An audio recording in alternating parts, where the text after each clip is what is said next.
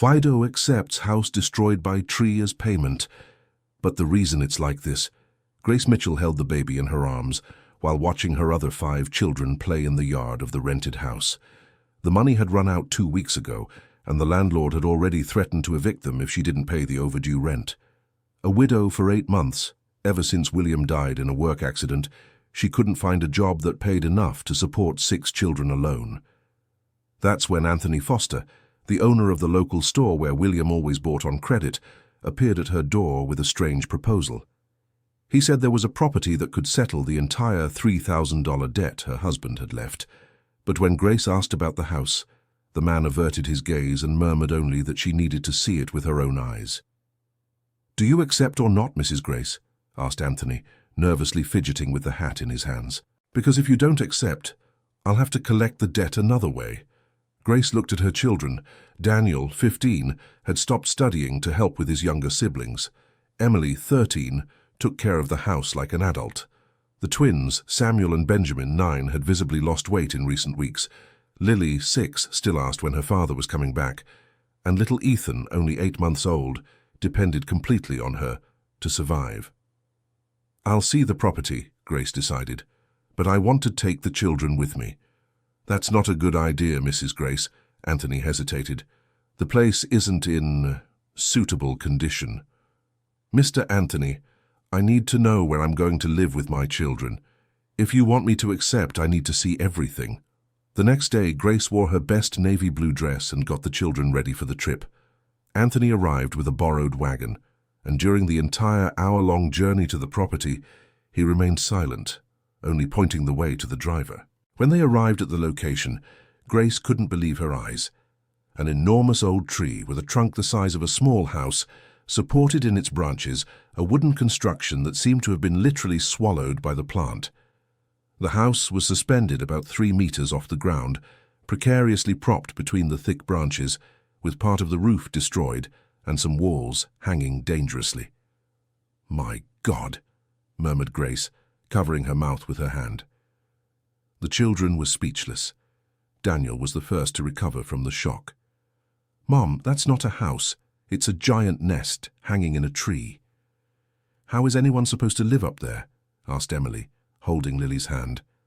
Samuel and Benjamin ran to the base of the tree, shouting with excitement as if they had found the greatest playground in the world. Grace called them back, afraid something might fall on them. "Mr. Anthony," said Grace, trying to keep her voice steady, "are you joking with me?" "Mrs. Grace, I know it seems strange, but this property has 5 hectares of good land, and the house, well, it can be rebuilt." Grace walked around the tree, observing the debris scattered on the ground. There were wooden planks, broken roof tiles, pieces of furniture, and other remains of the original construction. It was as if the house had exploded, and part of it had gotten stuck in the branches. "How did this happen?" she asked. Anthony looked at the ground, fidgeting with his hat again. "The tree grew under the house, Mrs. Grace. It grew until it lifted the entire structure off the ground. But that doesn't happen overnight. Someone had to let it happen." "It's a long story," sighed Anthony. "The family that lived here, they had problems. The man, Gerald Thompson, was very stubborn. His wife begged him to cut the tree when it was still small, but he refused. She said the tree was there before the house and had the right to grow." Grace sat on a fallen log, still holding the baby. The other children explored the area, picking up pieces of wood and strange objects among the debris. "And where is this family now?" "The woman left with the children about 10 years ago. Gerald stayed alone until he could no longer pay the debts. That's when the property ended up in my hands as payment." Grace watched Daniel trying to figure out how to climb the tree to examine the treehouse. The boy had always been clever and brave, traits she would need greatly in the coming months. "How long did it take for this tree to grow like this?" "About 15 years, Mrs. Grace. Gerald planted it when he got married, as a symbol of eternal love. Ironically, it was what ended the marriage." Grace laughed bitterly. Symbols of eternal love. She and William had also planted a small jaboticaba tree in the backyard of the house they lived in when they got married. Now William was dead, and she was homeless. "Why didn't you sell the property to someone else?" "I already tried, Mrs. Grace, But who would want a lot with a tree this size right in the middle? To remove it would cost more than the property is worth, and cutting it down would be impossible without completely destroying any possibility of rebuilding. Daniel climbed down from where he had gone up and approached his mother. "Mom, I managed to see up there. The house isn't completely destroyed. There are parts that are still intact. Daniel, that's very dangerous. I don't want you climbing up there. But Mom, if we can get the good parts of the house down, we can use them to build a new one down here, and the tree can stay in the yard." Grace looked at her son with admiration. Even so young, he was already thinking of practical solutions. It was a trait he had inherited from his father. "Mr. Anthony, I accept the property, but on one condition." "What is it, Mrs. Grace? You will help me borrow some tools and get some men from town to help with the rebuilding. In return, when I manage to settle here, I will buy everything I need from your store." Anthony smiled for the first time that day. "Deal, Mrs. Grace. You are as brave as William was." Dear listener, if you are enjoying the story, please take a moment to like and especially subscribe to the channel. It helps us a lot as we are just starting out. Now continuing.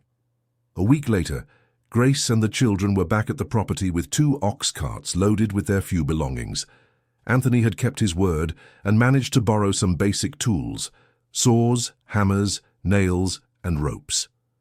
Grace set up a borrowed tent under the tree, where they would sleep until they could build a more suitable shelter. The first night was frightening. The wind swayed the treehouse in the branches, making strange noises that scared the younger children. "Mum, what if the house falls on us?" asked Lily, hugging the cloth doll her father had made for her. "It won't fall, my dear. The tree is very strong and has been holding it firmly for years." "But what if it gets tired of holding it?" insisted Lily. Grace had no answer for that. She herself was afraid, but she couldn't show it to the children. She needed to be strong for all of them.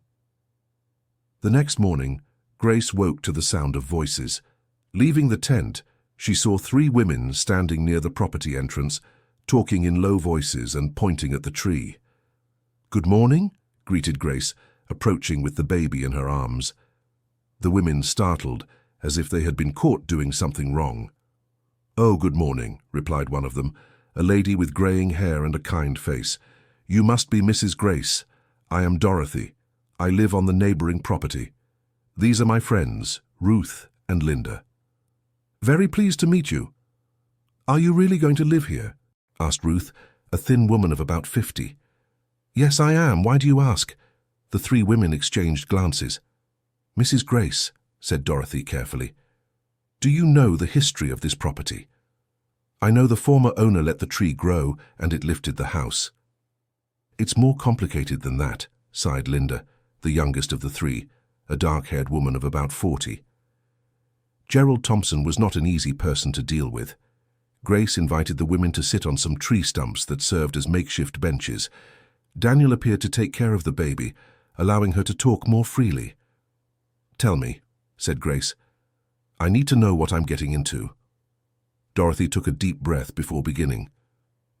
Gerald and Teresa married young and came to live here full of dreams.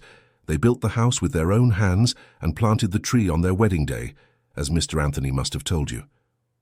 The first years were happy. They had 3 children, Rebecca, Marcus, and little Amanda. "What happened?" asked Grace. "Gerald began to change when he lost his job in the city," continued Ruth. "He became bitter, withdrawn. He started drinking and treating his family poorly. When Teresa asked him to find work or tend to the property, he refused. He said the world didn't want him, so he wouldn't do anything for the world."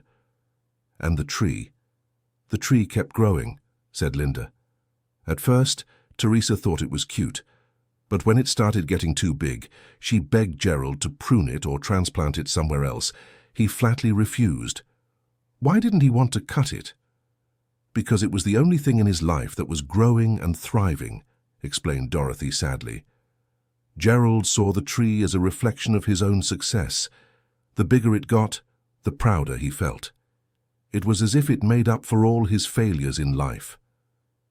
Grace looked at the gigantic tree. It was truly impressive, with its thick branches stretching in every direction. It must have been about 50 feet tall, and its canopy covered a huge area. "And Teresa accepted this?" For years she tried to convince him, sighed Ruth, but Gerald was as stubborn as a mule. When the tree started pressing against the house's foundation, she begged, cried, threatened to leave. He said if she didn't like it, she should go ahead and leave. Did she leave? One early morning, she took the children and ran away, said Linda. No one knows where they went. Gerald woke up and found only a note saying she couldn't bear to watch the family being destroyed by his stubbornness anymore. Grace felt a tightness in her chest. She imagined Teresa in that desperate situation, having to choose between staying in an impossible situation or abandoning the home she had built with so much love. And Gerald? He fell into a deep depression, answered Dorothy. He stopped taking care of himself, the property, everything. The tree kept growing and gradually lifted the house. He just watched it as if it were a punishment he deserved. Why didn't he look for his family? Pride, said Ruth. Gerald never admitted he was wrong. He preferred to suffer alone than to ask for forgiveness. Grace looked at her children playing among the debris. Daniel was helping the twins build a little house with pieces of wood, while Emily was combing Lily's hair. They all seemed to be adapting to the new situation better than she was. Do you know where Teresa went? There are rumors, said Linda, lowering her voice. They say she went to Richmond to work as a seamstress, but no one was ever sure. And the children?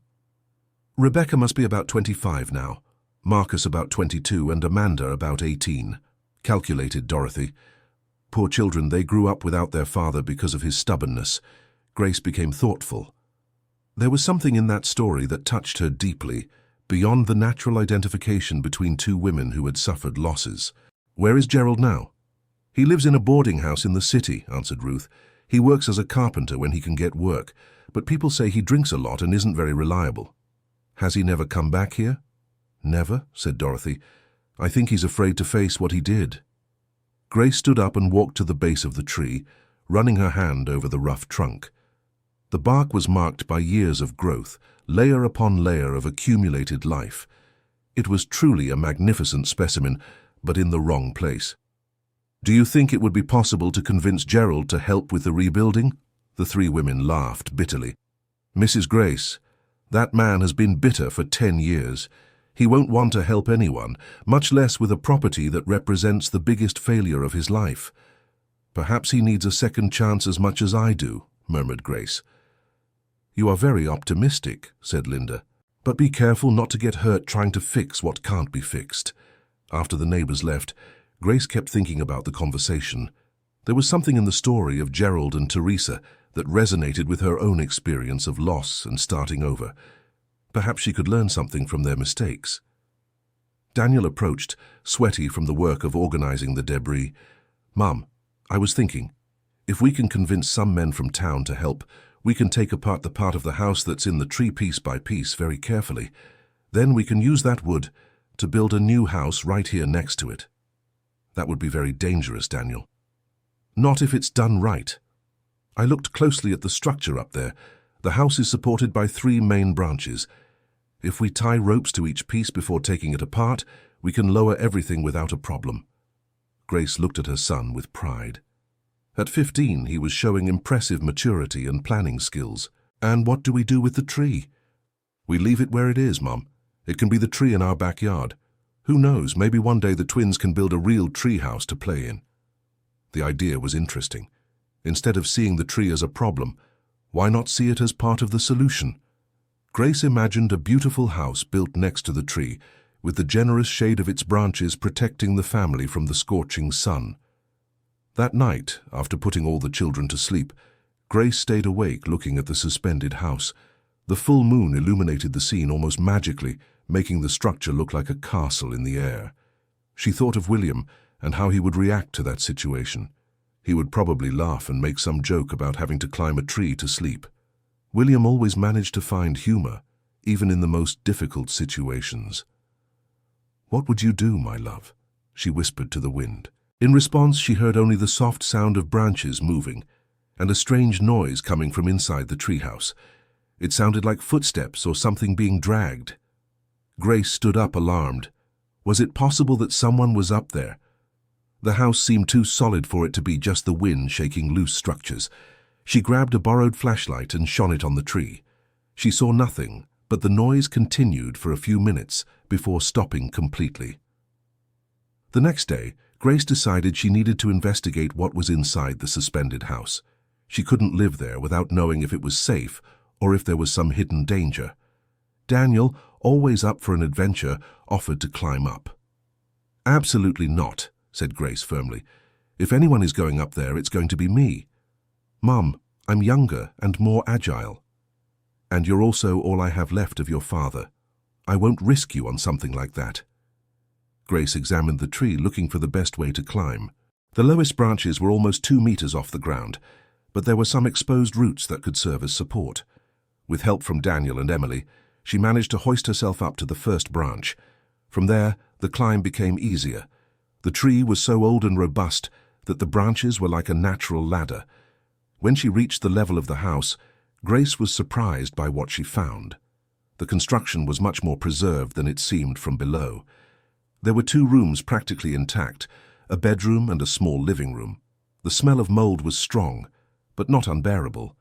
There were furniture covered by tarps, some personal items scattered about, and to her surprise, signs that someone had been there recently. On a table leaning against the wall, there was a glass with remains of still fresh water and some breadcrumbs. Grace felt a shiver down her spine. "Is someone there, Mom?" shouted Daniel from below. "Everything's fine," she replied, but she wasn't entirely convinced of that. Grace explored the 2 rooms carefully. In the bedroom, she found a double bed still made, as if someone had just stepped out for coffee and would return any moment. On the walls, there were some yellowed photographs inside dusty frames. The photos showed a young, happy couple, a strong, dark-haired man around 25 and a delicate, smiling woman of the same age.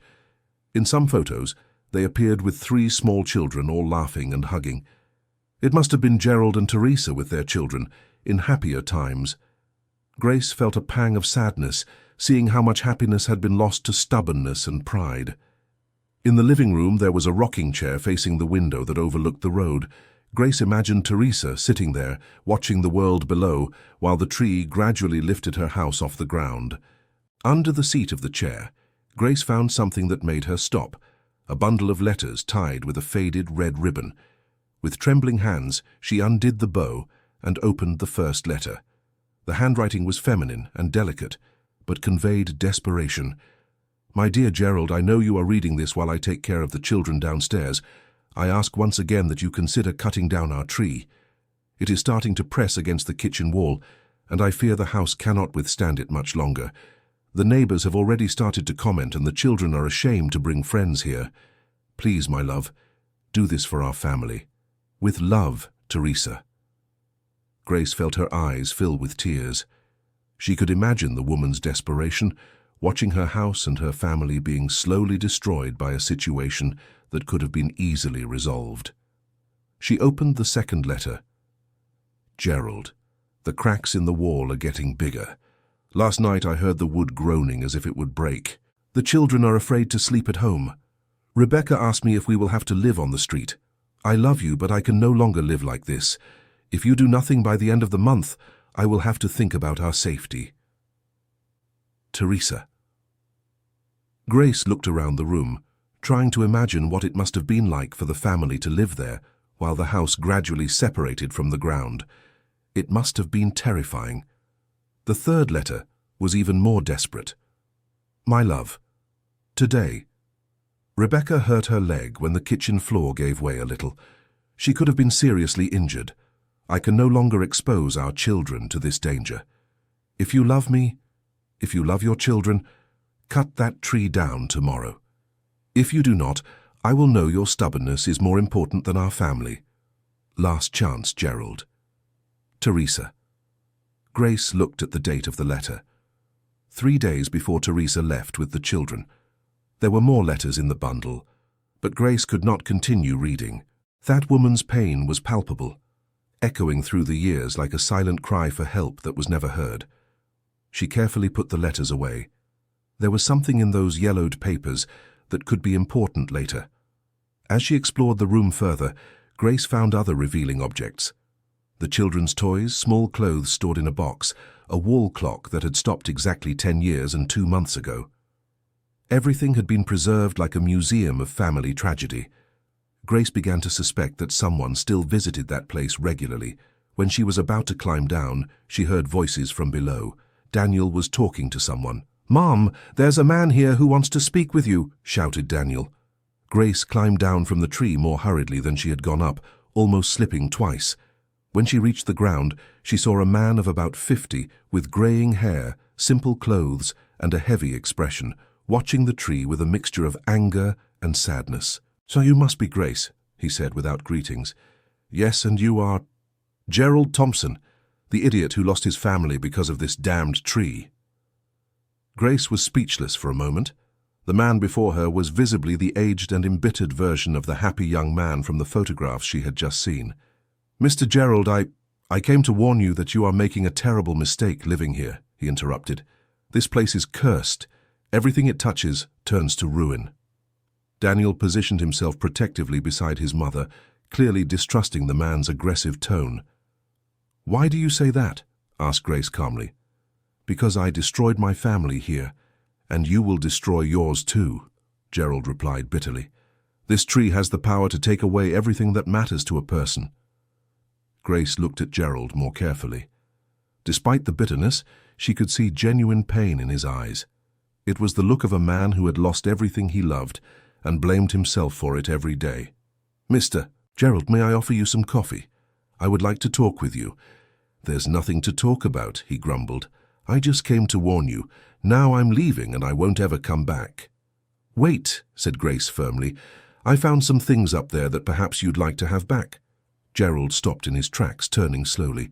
"What did you find?" Grace showed the bundle of letters. Gerald visibly paled. "Where did you find that?" "Under the rocking chair in the room." Gerald approached with hesitant steps as if walking toward a ghost. "Dorothy always sat in that chair to write," he murmured, taking the letters with trembling hands. "Do you read these letters?" "Every week," he admitted with shame. "I go up there and read them all one by one to remind myself of the foolish thing I did." "Is that why there are signs of someone in the house?" "I'm sorry if I frightened you last night. I didn't know someone was living down here." Grace felt her heart tighten. Gerald had been living a ritual of self-punishment for 10 years, returning weekly to the site of his greatest failure to relive his pain. "Mr. Gerald, sit here with me. We need to talk." This time he did not refuse. He sat on a tree stump, holding the letters against his chest as if they were a treasure. "You don't understand," he said in a broken voice. "I had everything in life. A wonderful woman, 3 beautiful children, a house built with love. And I threw it all away out of pure pride. Tell me your version of the story," Grace requested gently. Gerald took a deep breath, looking at the tree. "When I planted this tree, it represented our happiness. Every branch that grew was like a child being born. Every leaf was a blessing. I would look at it every day and feel like the richest man in the world. What changed? I lost my job in the city. The company I worked for went bankrupt and I couldn't get another one. We became dependent only on the small farm here on the property, but it wasn't enough to properly support the family." Grace listened in silence, understanding the situation. "Teresa tried to cheer me up, said things would get better, but I felt like a failure as a man, as a provider. The only thing that was still growing and thriving in my life was the tree. And when it started to threaten the house, I knew it was dangerous," admitted Gerald, "but cutting down the tree would be like admitting I had failed at everything. It was the last beautiful and prosperous thing left from my life." Grace was beginning to understand the complexity of the situation. For Gerald, the tree had become a symbol of his self-esteem and masculine identity. "Did you love the tree more than your family?" "No," shouted Gerald, frightening the children playing nearby. "I loved my family more than life itself, but I was so lost, so ashamed of not being able to properly support everyone, that I clung to the tree as if it were my only victory." "And when Teresa left?" "I died that day," whispered Gerald. "I woke up, read her note, and understood I had truly lost everything. The tree kept growing, lifted the whole house, and I let it. It was my punishment for being a proud fool." Grace looked at her own children, playing happily despite all the adversity they faced. They trusted her to make the right decisions for the family. "Mr. Gerald, where are your wife and children now?" "I don't know," he answered miserably. "I searched for years, but never found any trace. Teresa must have changed her name or left the state. The children must be grown, maybe even married. Have you ever thought about asking for help to find them?" "What for?" asked Gerald bitterly. "To drag them back near a failure like me. They're better off without me." Grace became thoughtful. There was something in the situation that stirred a strange feeling in her, as if fate had brought her there for a specific reason. "Mr. Gerald, can I make a proposal?" "What proposal?" "You are a carpenter. I have a house to rebuild. If you help me salvage the usable parts from the house in the tree and build a new one down here, I will help you search for your family." Gerald looked at her as if she had gone crazy. "Why would you do that for me?" "Because I know what it's like to lose everything in an instant," answered Grace, "and because I believe everyone deserves a second chance." Gerald was silent for a long time, looking alternately at the tree, at the letters in his hands, and at Grace's children playing. "I don't deserve a second chance," he murmured. "That's not for you to decide," said Grace firmly. "It's for God and your family, and until you try, you'll never know the answer." Daniel approached his mother.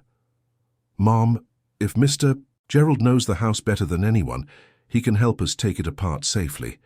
Gerald looked at the boy with interest. "How old are you, son?" 15. "At your age, I was helping my father build our first house," said Gerald with a slight smile. "Do you know about construction?" "A little. My father taught me some things before he left." Grace saw a spark of interest in Gerald's eyes as he spoke with Daniel. Perhaps working with a young man could awaken in him some memory of his own children. "So, Mr. Gerald, do you accept my proposal?" "I accept helping with the construction," he said slowly, "but don't believe you'll manage to find my family. It's been 10 years.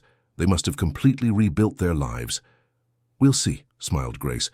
"Sometimes surprises come when we least expect them." Dear listener, if you're enjoying the story, please take a moment to like and especially subscribe to the channel. It helps us a lot as we're just starting out. Now continuing. In the following days, an unusual routine was established on the property.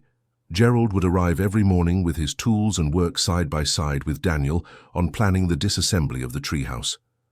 Grace took care of the younger children and prepared meals for everyone. The work was slow and meticulous. Each plank, each beam needed to be carefully unscrewed and lowered with ropes to avoid damaging the wood, which would be reused. Gerald demonstrated a deep knowledge of the structure, having helped build it 20 years earlier. "This beam here is made of Peroba rosa wood," he explained to Daniel, running his hand over the timber. "Teresa's grandfather donated it, said it was for the house to last forever." "And it has," Daniel observed. "They just didn't expect it to end up in a tree." Gerald laughed, and Grace noticed it was the first time she had seen the man show any joy since she'd met him. During meals, Gerald began to tell stories from the time he lived there with his family. Grace sensed that talking about the happy times was a mixture of pleasure and torture for him. "Rebecca loved climbing this tree when she was little," he said, watching Lily play with the lower branches. "She said she wanted to build a little house up here to live with the birds." "What irony," Grace murmured. "Teresa always said Rebecca inherited her father's stubbornness," Gerald continued with a sad smile. "Once she decided on something, there was no force in the world that could make her change her mind." After a week of work, they managed to completely dismantle the room that was in the tree. The wood was in excellent condition, protected from rain and sun by the tree's branches. Grace began to see how the new house would take shape.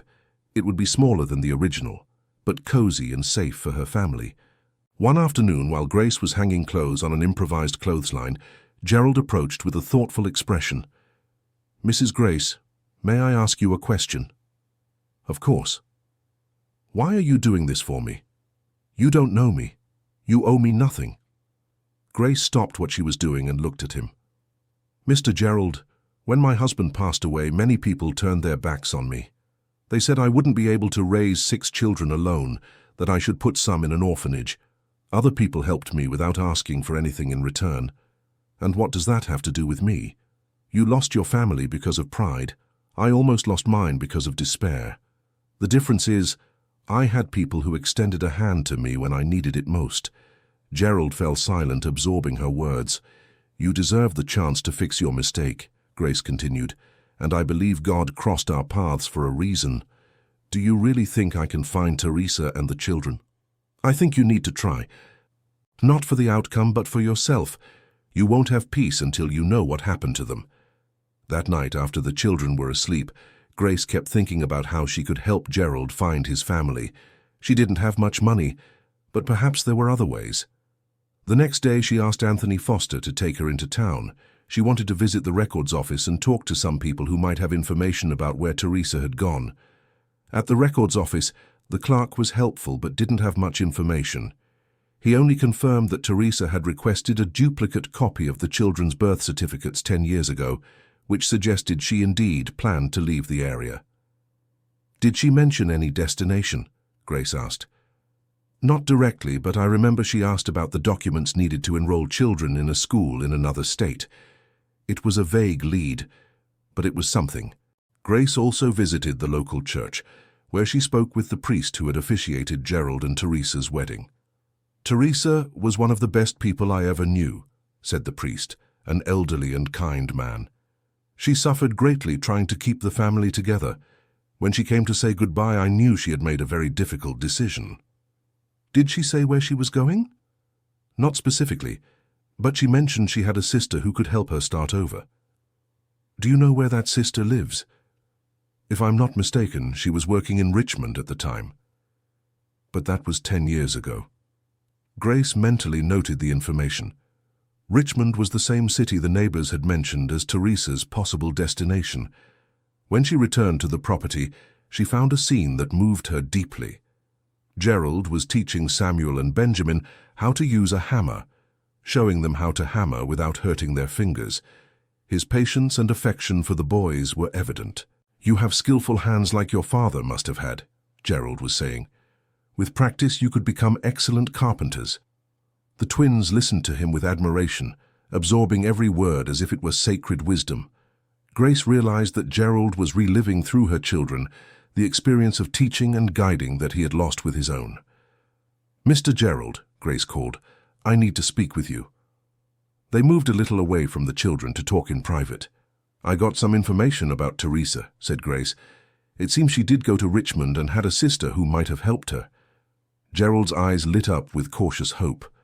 Did you get the sister's name? Not yet, but I will find out. I want you to know that I won't give up until we find some lead. Mrs. Grace, you've already done so much for me. You don't need to trouble yourself further. It's no trouble, said Grace firmly. It's a promise I made to myself when I accepted your help. Gerald looked at the children playing among the lumber from the dismantled house. You know, Mrs. Grace, working with your children is making me remember things I had forgotten about being a father. How so? Marcus was about Daniel's age when I started teaching him carpentry. He was as clever as your son, always asking smart questions. And your twins remind me of the mischief Marcus used to get into with Rebecca. Grace saw tears forming in Gerald's eyes. And little Amanda. She had the same way about her as Lily, always wanting to be part of everything her brothers were doing. You miss them every day, don't you? Every day, sighed Gerald. But working here, caring for your children, I feel as if I have a chance to be the father I should have been for them. Grace was moved by the confession. It was clear that helping Gerald was beneficial not only for him, but also for her children, who had gained a temporary father figure. Mr. Gerald, while we search for your family, you can consider yourself part of ours. My children have already grown accustomed to you. It's true, confirmed Daniel, who had approached without them noticing. The twins talk about Mr. Gerald all day. Last night Samuel asked me if you were going to stay living here with us. Gerald blushed slightly, showing that the question had touched him. And what did you answer? That it would be good if you stayed, said Daniel honestly. We need a man to help with the heavy work, and you know much more about construction than I do. Grace noticed that an improvised family was forming there, united by need and circumstance, but growing in genuine affection. "Let's see what the future holds for all of us," she said diplomatically. 2 weeks later, the new house began to take shape. Gerald had drawn up a simple but functional plan: 3 bedrooms, a living room, a kitchen, and an external bathroom. The construction took advantage of the shade of the giant tree without getting too close to the roots. Grace was impressed with Gerald's skill. He worked with precision and care, as if he were building something for his own family. "You're doing beautiful work," Grace praised him one afternoon, watching him adjust one of the windows. "I'm building with love," Gerald replied simply. "It's the first time in 10 years I've done something that really matters."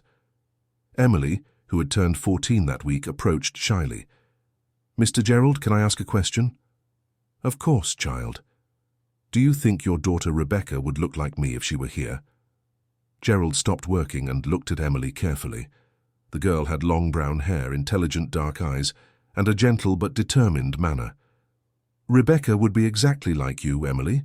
Same age, same clever way of looking after the younger siblings." "I'd like to meet her," said Emily. "I think we'd be friends." "I would very much like you to meet," sighed Gerald. Grace watched the conversation with a heavy heart. It was painful to see how much Gerald missed his children and how much her own children were becoming attached to him.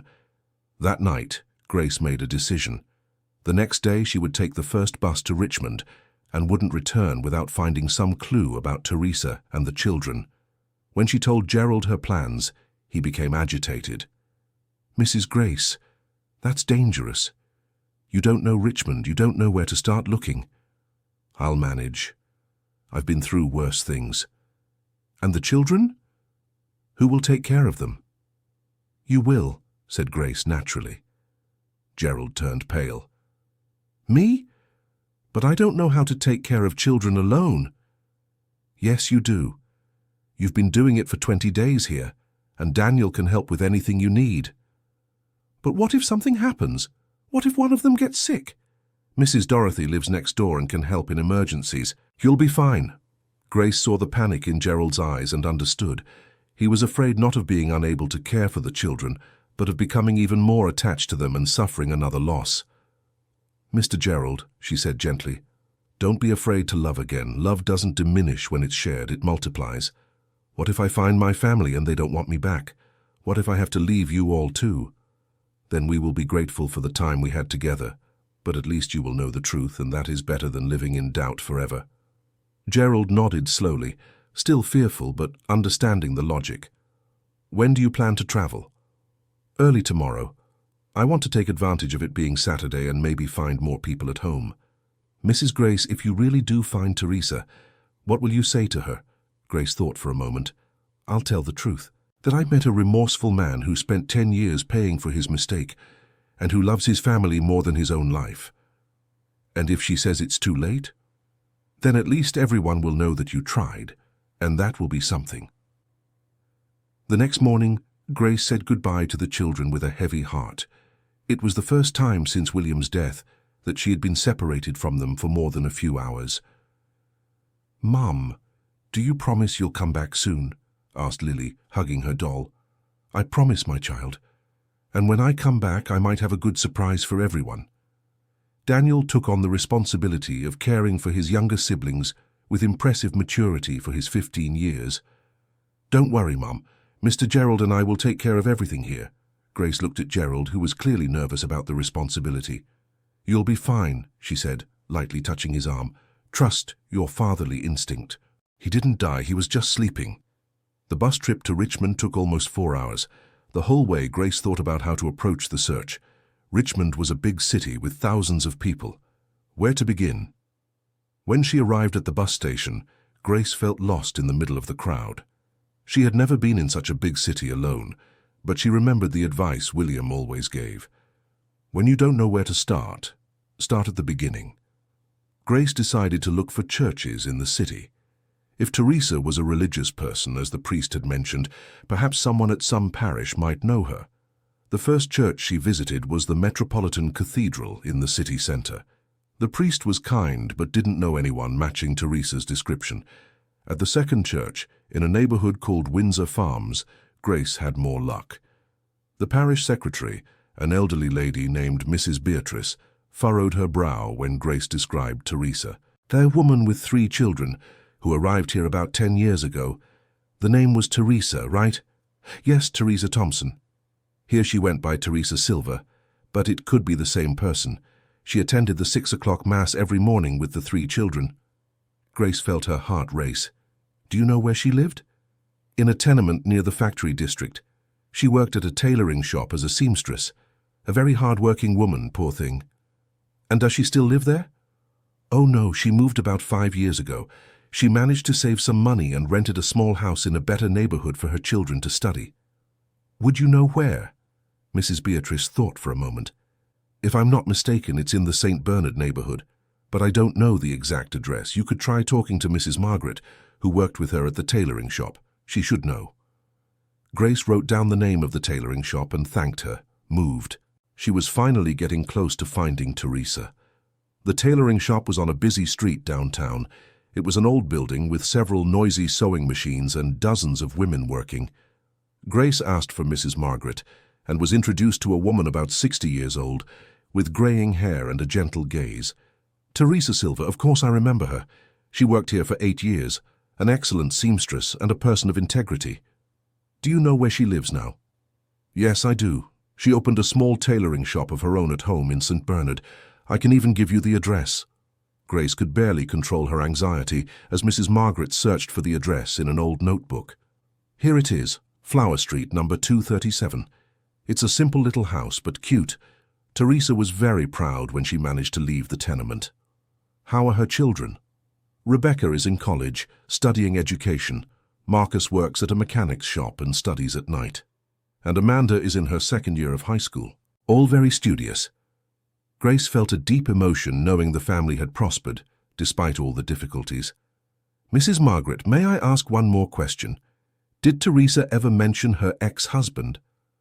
The woman's expression closed off a little. "Rarely. She said she had been married to a very stubborn man who put pride above family, but I never saw her show hatred, only sadness." "And the children? Do they talk about their father?"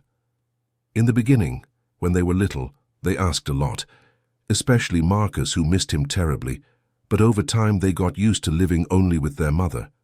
Grace stored this information in her heart. It was important to know what the family's emotional state would be before making the approach. "Do you think Teresa would be angry if someone brought news of her ex-husband?" Mrs. Margaret looked at Grace with curiosity. "Why do you ask? Do you know him?" Grace decided to be honest. "I do. And I can say he is a very remorseful man who would like a chance to ask the family for forgiveness." Murmured Mrs. Margaret, thoughtful. "Teresa was never a resentful person, but 10 years is a long time. She has completely rebuilt her life." "Did she remarry?" "No. I've never seen Teresa with another man. She dedicates all her energy to her children and her work." Grace thanked her for the information and headed to the St. Bernard neighborhood. It was an area of simple but well-kept houses with small gardens and tree-lined streets. Flower Street was a quiet side street. Grace easily found number 237, a small house painted light yellow with a small sign in front that read, "Teresa's Tailoring, General Sewing." Grace stood on the sidewalk for a few minutes observing the house. She could hear the sound of sewing machines coming from inside and women's voices talking. How to approach Teresa? How to explain who she was and why she was there? Grace decided the best strategy would be complete honesty. She took a deep breath and knocked on the door. "I'm coming!" shouted a woman's voice from inside. The door opened, and Grace found herself facing a woman about 45 years old, brown hair tied in a ponytail, wearing an apron over a simple dress. Her face was marked by years of work and worry, but she still retained the delicacy Grace had seen in the old photographs. "Good afternoon. Do you need something?" "Are you Teresa Thompson?" "Yes, I am." "Why?" Grace hesitated for a moment, then decided to get straight to the point. "My name is Grace Mitchell. I've come to speak with you about Gerald Thompson." Teresa's face paled instantly. She held onto the door as if she might fall. "Gerald," she whispered. "What What happened to him? He is alive and well, said Grace quickly, realizing Teresa had thought the worst. May I come in? It's a long conversation. Teresa hesitated, looking at Grace with a mixture of curiosity and apprehension. How do you know him? I live on the property where you lived. Gerald is helping me rebuild the house. The words hit Teresa like a punch. She leaned against the doorframe, breathing with difficulty. The tree. The house, she murmured. May I come in? Grace repeated gently. I promise I won't take much of your time. Teresa nodded slowly and opened the door. Grace entered a small but cozy room, with some sewing machines in one part and a living area in the other. Rebecca, shouted Teresa, can you come here a minute? A young woman of about 25 appeared from the kitchen. She was pretty, with wavy brown hair and intelligent eyes. The resemblance to Grace's Emily was striking. Mom, are you okay? You're pale. This lady has come to talk about your father, said Teresa in a trembling voice. Isabel immediately became tense. My father is dead, she said coldly. Rebecca, Teresa scolded. To me he is, insisted the young woman.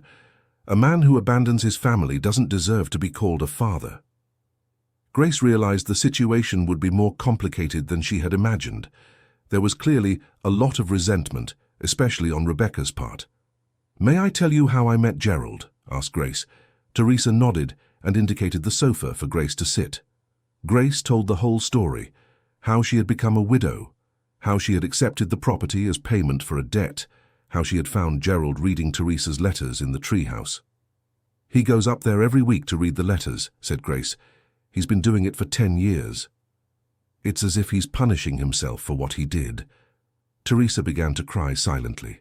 Rebecca remained with her arms crossed, but Grace could see her defenses were being shaken. How is he? Asked Teresa through tears. Bitter, remorseful, alone. He lives in a rented room in the city and works as a carpenter when he can find work. But when he speaks of you, his eyes light up. And why did you come looking for us? Asked Rebecca suspiciously. Because he is helping me rebuild my life, and I want to help him rebuild his, and because I believe every family deserves a chance to reconcile. Teresa wiped her eyes with a handkerchief. Gerald was always too proud to ask for forgiveness. He still is, admitted Grace, but now it's a different pride. It's the pride of a man who knows he was wrong and is trying to be better. Where are the other boys? Asked Teresa. Marcus is at work. He should be here soon.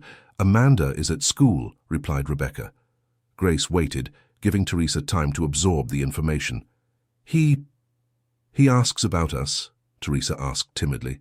Every day. He knows you went to Richmond, but he could never find you. I don't think he tried very hard, afraid of being rejected. And he should be, murmured Rebecca. Rebecca, scolded Teresa. He is your father. A father is the one who raises you, who is present. Who was it that worked at dawn to support us while he lamented his life?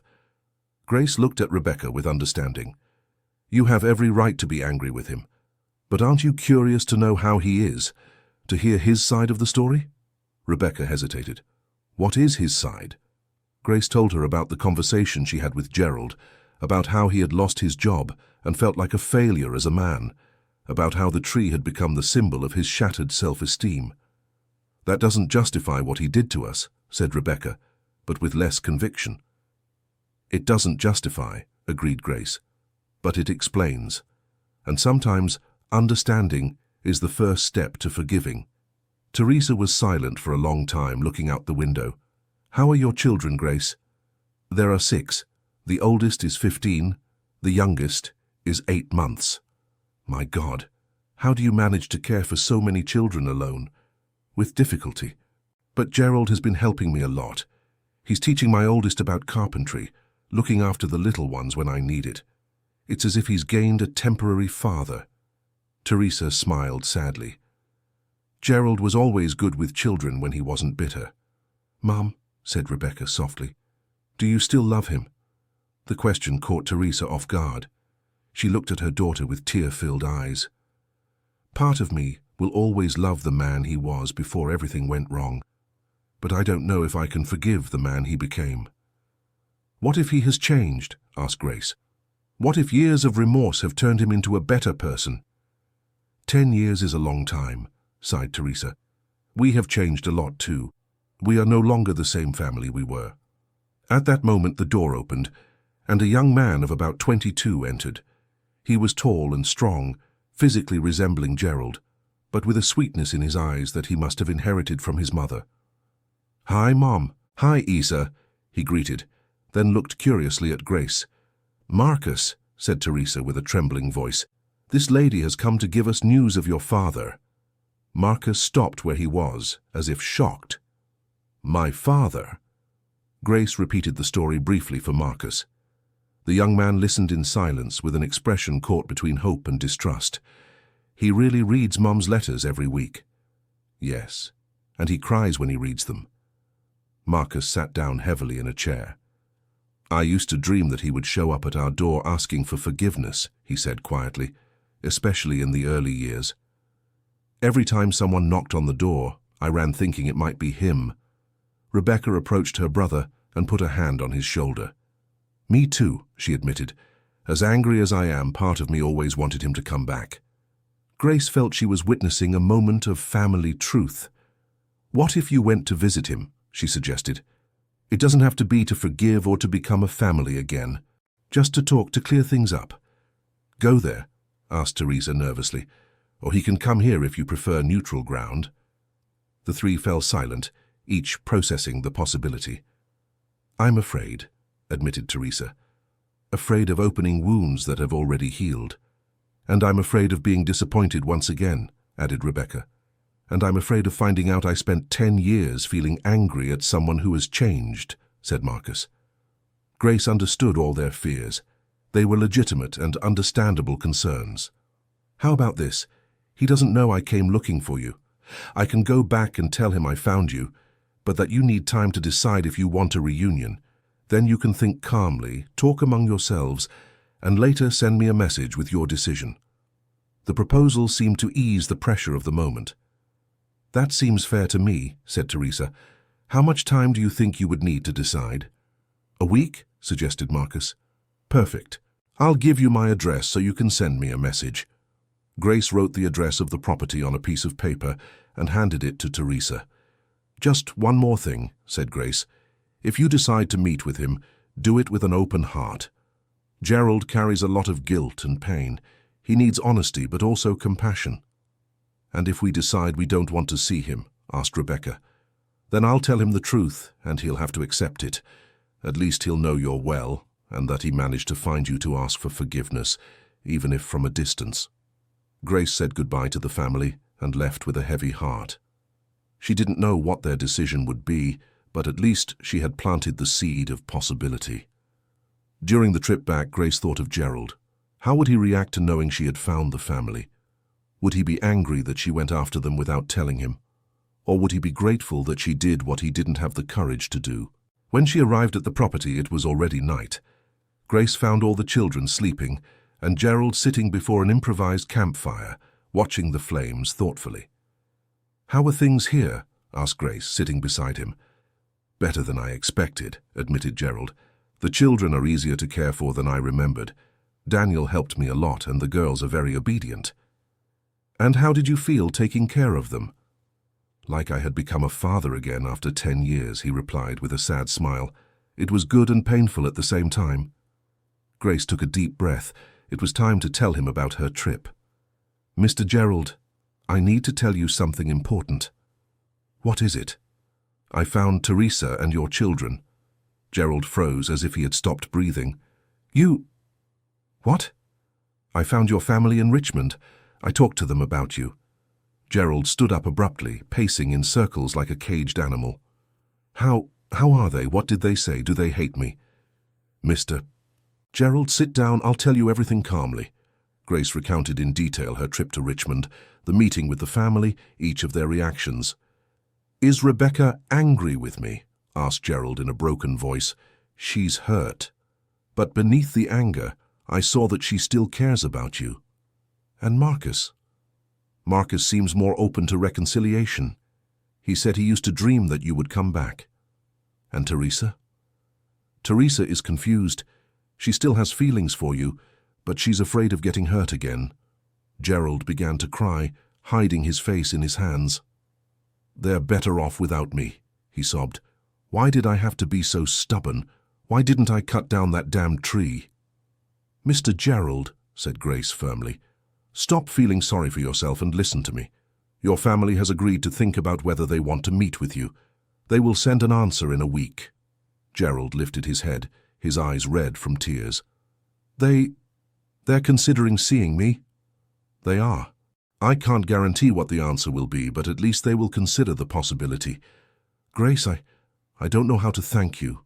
You did for me something I never had the courage to do." "You don't need to thank me. You just need to prepare yourself for whatever answer they give. What if they say they don't want to see me? Then you will have to accept it and move on. At least you tried. And if they say yes, then you will have the chance you've always dreamed of. The chance to ask for forgiveness and perhaps rebuild family ties." Gerald was silent for a long time, looking at the giant tree that had caused the family's separation. "Grace, regardless of what they decide, I want you to know that these last few months have been the best of my life in 10 years. Why? Because I felt useful again. I felt like a father, a builder, part of a family. Even if only temporarily." Grace was moved by the confession. "You will always be welcome here, Gerald. Whatever happens with your original family, you have gained another family that cares about you." Dear listener, if you are enjoying the story, please take a moment to like and especially subscribe to the channel. It helps us a lot as we are just starting out, now continuing. The following week passed like an eternity for Gerald. He worked on the house during the day with even more dedication than before, as if the work could ease his anxiety. Grace watched him discreetly, seeing him alternate between hope and despair. On the 4th day, Gerald was especially nervous. He had slept poorly and was making small mistakes in the construction that he normally wouldn't make. "Mr. Gerald," said Grace, after he mismeasured a board for the 3rd time, "why don't you rest today? Your mind isn't here." "I need to work, Grace. If I stop, I'll just think and I'll go crazy." "Then let's talk about other things. Tell me what Teresa was like when you first met." Gerald smiled for the first time that week. Teresa was the prettiest girl in town, brown hair that shone in the sun, a smile that lit up any room. But it wasn't just her beauty. She was smart, brave, kind. "How did you meet?" "At the church's June festival. She was selling homemade treats to help fund the new bell tower. I bought 3 pastries just to have a reason to talk to her 3 times.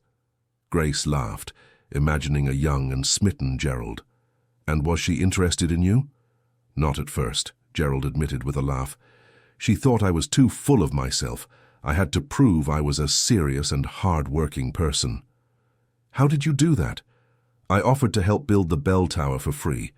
I worked every weekend for 3 months just to impress her." "Did it work?" "It worked. The day we finished the construction, she agreed to date me." Grace liked seeing Gerald talk about the happy times. It was visible how he transformed when he remembered the love. "When did you decide to get married?" 2 years later. I'd gotten a good job in the city and she had finished her teaching course. We wanted to have a solid foundation before starting a family." "And the honeymoon?" "It was right here on the property. We built the house together, with our own hands. Every board nailed, every wall raised was done with love. And on the last day, we planted the tree as a symbol of our eternal love." The irony of the situation was not lost on Grace. The tree that was supposed to symbolize eternal love had become the instrument of the family's destruction. "Do you regret planting it?" Gerald looked at the giant tree, thoughtful. "I don't regret planting it. I regret not taking proper care of it. A tree needs pruning, guidance, care. If I had done that, it could have grown beautifully without threatening the house." "That's a good metaphor for marriage," observed Grace. "How so?" "Love also needs care, attention, adjustments. If we don't take proper care, it can grow the wrong way and end up destroying what it should protect." Gerald fell silent, absorbing the observation. "You're right. I let my pride and my bitterness grow out of control, just like the tree. And they destroyed my family. But trees can be pruned even after they're big. Sometimes heavy branches need to be cut, but the tree can be reborn stronger." Do you think I can still be saved, Grace? I think everyone can be saved, as long as they're willing to make the necessary changes. On the 6th day of waiting, a girl of about 10 appeared on the property bringing a letter. She was the daughter of one of the neighbors and had been sent by a mailman who didn't want to enter the property for fear of the tree. Grace took the letter with trembling hands. It was addressed to her, but she knew the contents were for Gerald. "It's their reply," she said. Gerald paled. "Can you read it to me?" "I don't have the courage." Grace opened the envelope carefully. Inside was a handwritten letter in the delicate handwriting she recognized as Teresa's. "Dear Grace, after much talking and thinking, we have decided that we want to meet Gerald. We don't know if it will be possible to forgive completely or start over as a family, but we believe we all deserve a chance to talk and clarify things. If he agrees, we would like the meeting to be right there, on the property where it all began. We think it would be symbolic and perhaps help us all better understand what happened. We can come next Saturday, if it's convenient. Please let us know if Gerald agrees to receive us. Thank you for everything you have done for our family. Teresa, Rebecca, Marcus, and Amanda." Grace finished reading with tears in her eyes. Gerald was sitting on the ground, sobbing like a child.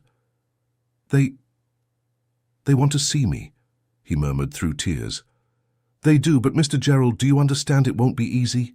Do you—" "There's a lot of resentment to overcome. I know, but they gave me a chance. It's more than I deserved." Grace helped Gerald to his feet. "Let's prepare everything properly to receive them. We want them to see that we've changed, that this place can be welcoming again." The next few days were a frantic preparation. Gerald worked like never before to finish the last details of the new house. Grace and the children cleaned and organized everything, prepared special food, and even picked some flowers from the field to decorate the place. Daniel, who had grown used to seeing Gerald as a father figure, was especially anxious. "Mr. Gerald, what if your children don't like us?" asked the boy. "They will love you, Daniel. How could they not love such a special family? But what if they want you to leave here?" Gerald stopped working and looked seriously at the boy. "Daniel, no matter what happens, you and your siblings will always be special to me. You taught me how to be a father again. But you won't abandon us, will you?"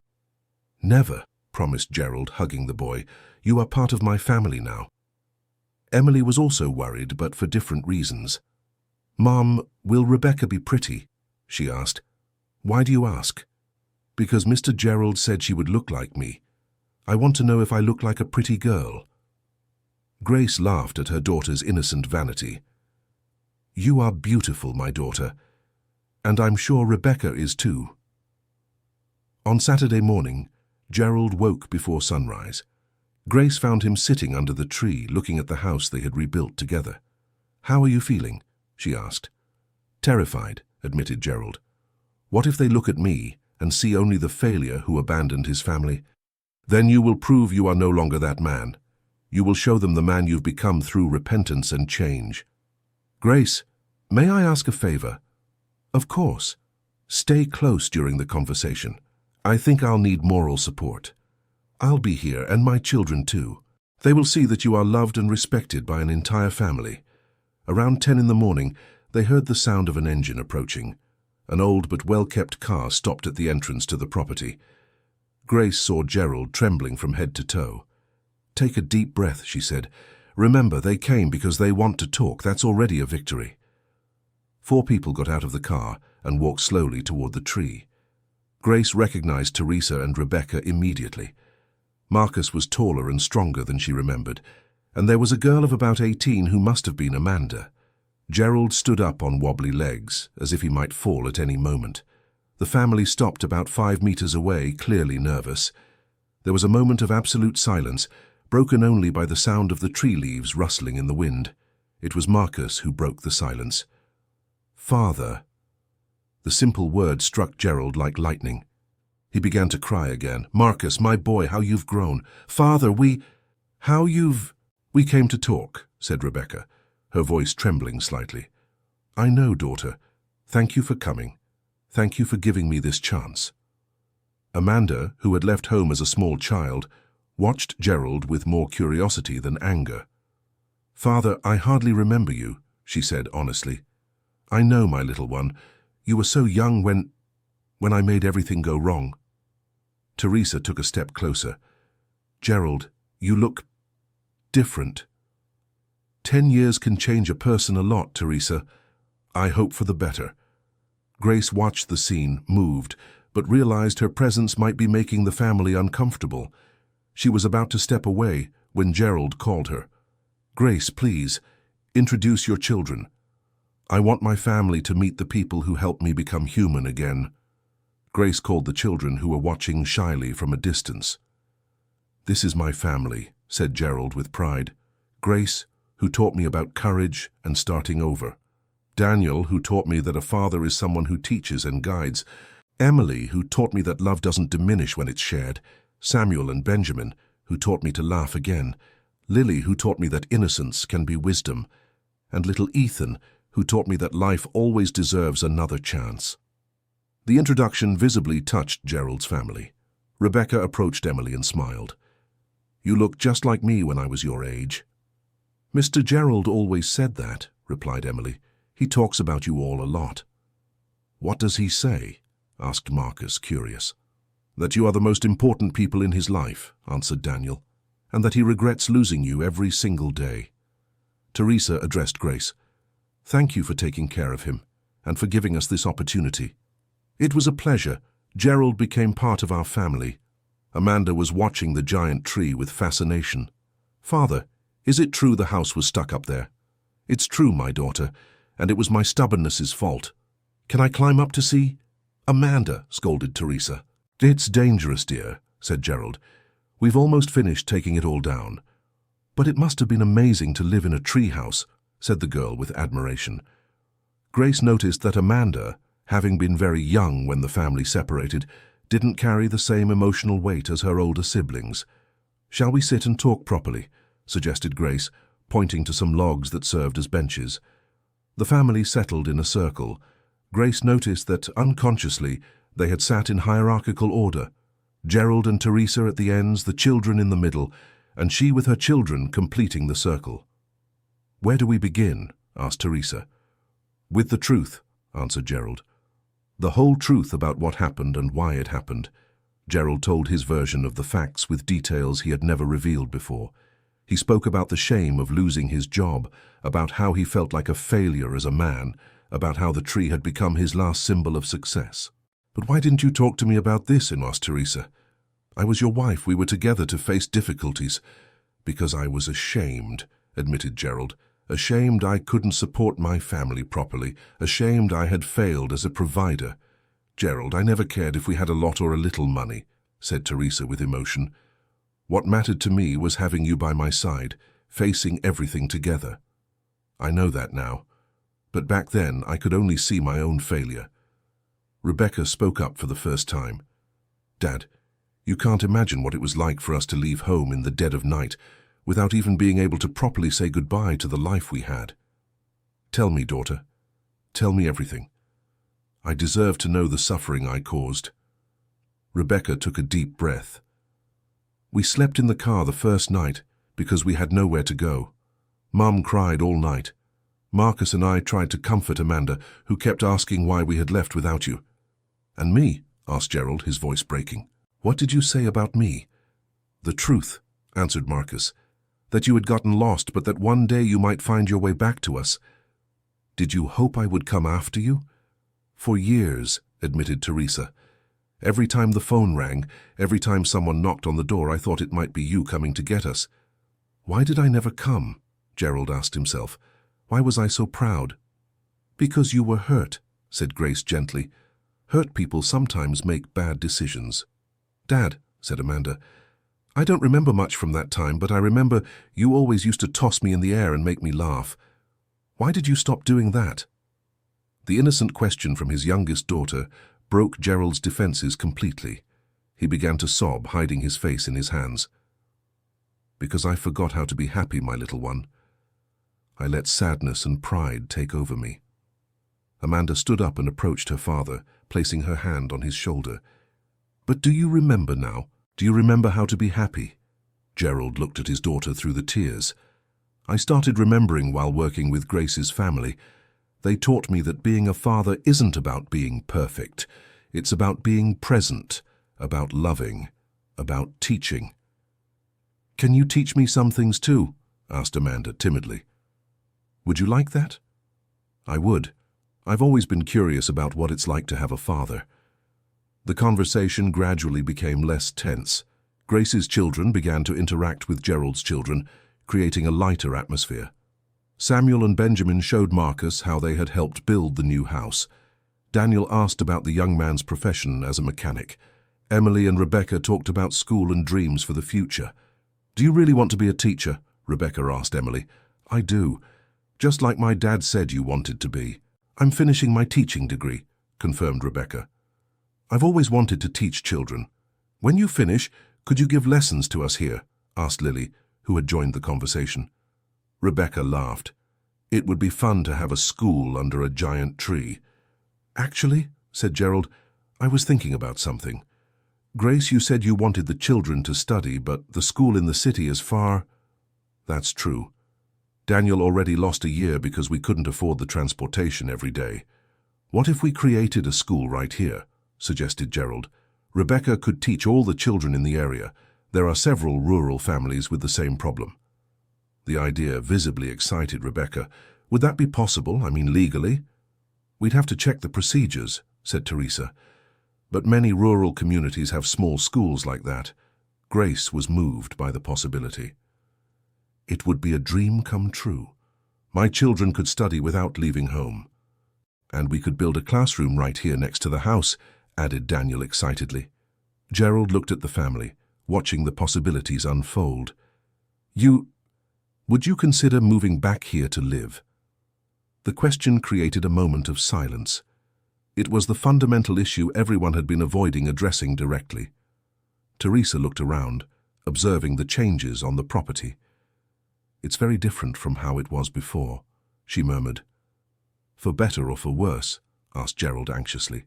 "For better," she admitted. "More welcoming, more hopeful." Marcus got up and walked to the tree, touching the giant trunk. "You know, Dad, I used to have nightmares about this tree. I dreamed it would grow and crush our family." "And now?" asked Gerald. "Now I see that the tree just grew out of control. But if it's well cared for, it can be beautiful. It can give shade instead of destruction." "That's a beautiful metaphor for our family," observed Grace. Rebecca approached her mother. "Mum, how do you feel being here?" Teresa became thoughtful. "I miss what we were, but I also feel hope for what we can become." "And you, Dad?" asked Marcus.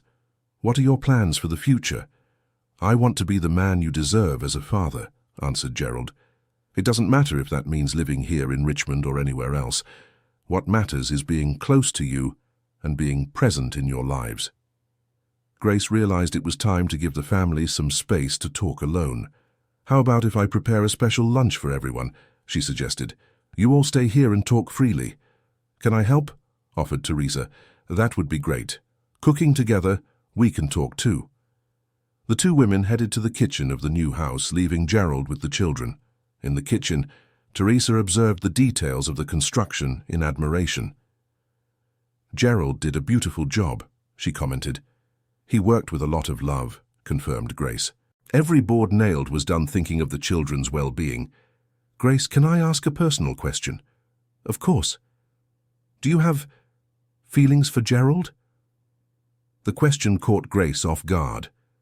She stopped peeling potatoes and looked at Teresa. "Why do you ask?" "Because I see how you look at each other, how you care for each other, and there's nothing wrong with that. I just want to understand the situation." Grace thought carefully before answering. "Gerald became very important to me and to my children. He gave us security and affection when we needed it most. Whether that's romantic love or not, I honestly don't know yet." "And if it is? If my family decides to start over, I will support it.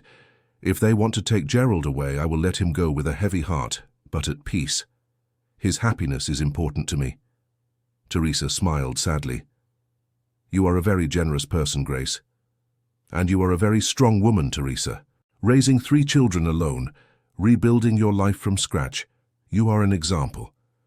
Sometimes I don't feel strong. Sometimes I feel like I made a mistake by running away instead of fighting for my marriage. You did what you thought was best to protect your children. No one can judge that.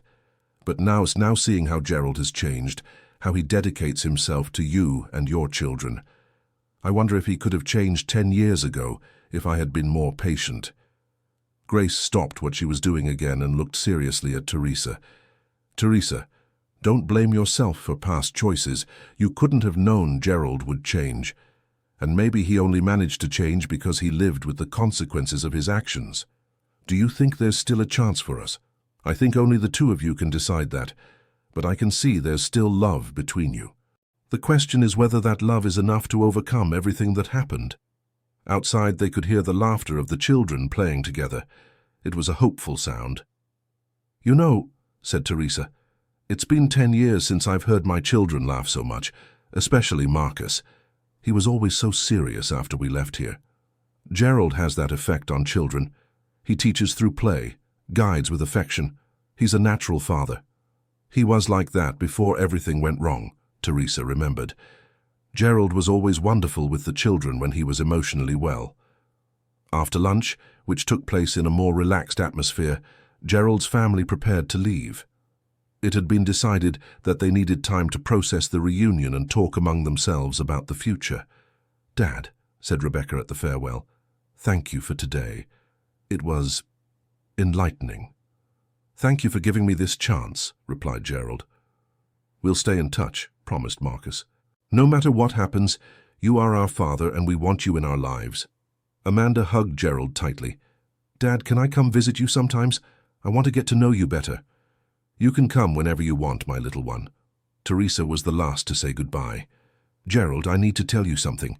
"What is it?" "I never stopped loving the man you were before, and today I saw that man still exists. He just needs care to flourish." "Teresa, Don't say anything now. Let's take it slow, one step at a time. But there is hope, Gerald, there is hope for us." After they left, Gerald stood in the road until the car disappeared completely. When he turned around, he had tears in his eyes, but for the first time in 10 years they were tears of joy. "Grace," he said, "I don't know how to thank you. You gave me back my family. You gave yourself back your family. I just created the opportunity. And now? What happens now? Now you continue being the man they saw today. You keep growing, changing, becoming the best version of yourself. And if they decide they want to try again? If Teresa wants a second chance?" Grace felt a pang in her heart, but smiled bravely. "Then you'll grab that chance with both hands, and you'll make it work this time. And you, and the children, we will be happy for your happiness, and we'll know we always have a true friend when we need one." Gerald hugged Grace tightly. "You will always have a family here. Always." In the following weeks, Gerald received regular visits from his children. Amanda came almost every weekend, eager to make up for lost time with her father. Marcus showed up when he could, bringing borrowed tools and learning carpentry techniques that Gerald had promised to teach years ago. Rebecca took longer to visit, but when she did, she brought books on rural education and plants from the school she had designed for the property. Teresa came less frequently, but when she did, she stayed longer. Grace noticed she was gradually getting reaccustomed to the place and the memories it brought. One day, while Gerald and Grace were working in the backyard, Teresa arrived alone, without warning. "I hope I'm not interrupting," she said. "Never," Gerald replied quickly. Grace realized they needed to talk alone and discreetly stepped away. "Gerald, I came to talk about something important," said Teresa. "I'm listening." "I received an offer to sell my tailoring business in Richmond. An investor wants to buy it for a good price."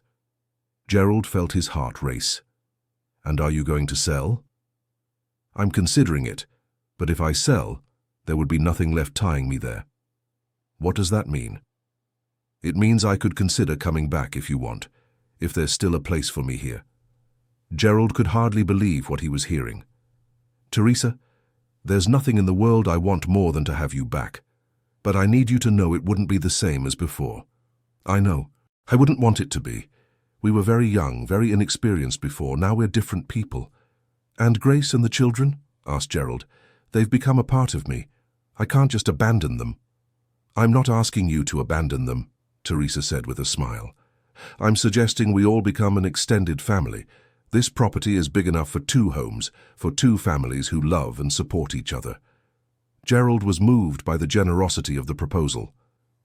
"You would accept that, sharing the property and me with another family?" "Grace and the children gave you back to us, Gerald. They are a blessing, not an obstacle. And besides—" Teresa hesitated. "What?" "I've come to identify a lot with Grace. We're both women who suffered losses and had to rebuild our lives alone. It would be good to have a friend like that nearby." Gerald hugged Teresa with all his strength. "We're going to make it work this time," he promised. "I promise I'll be the husband you deserve. And I promise to be more patient and communicative. We won't let pride destroy our family again." When Grace returned, she found the 2 of them hugging and talking animatedly about plans for the future. "Grace," Teresa called, "would you accept being our permanent neighbor?" Grace looked at them both, seeing the happiness on their faces. "It would be an honor. But first I need to talk to my children. This decision affects all of us." That night, Grace gathered her children to talk about the changes to come. "How would you feel if Mr. Gerald moved here permanently, but not just him, if his whole family came to live here too?" "His whole family?" asked Daniel. "His ex-wife and children." The children became thoughtful. "Mom," said Emily, "will they want us to leave?" "No, my dear. They suggested we continue living here as one big, united family." "Like those old-fashioned families we see in movies?" asked Lily. "Something like that." Samuel and Benjamin exchanged glances. "It would be cool to have more siblings," said Samuel. "And Marcus could teach us about cars," added Benjamin. Daniel was more reflective.